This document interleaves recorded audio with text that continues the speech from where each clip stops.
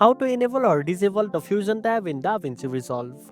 First of all, open DaVinci Resolve and look at the top menu bar.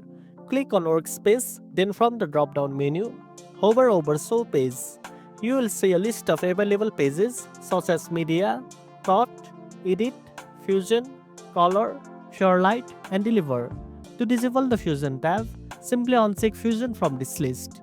The Fusion tab will instantly disappear from the bottom navigation bar, helping you simplify your workspace.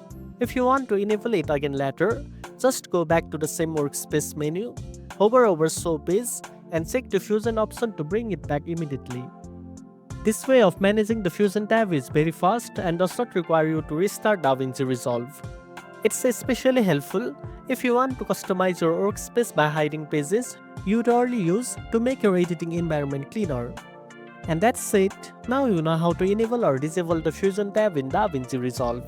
If you found this video helpful, don't forget to like, share, and subscribe for more tech tips. Thanks for watching, and I'll see you in the next one.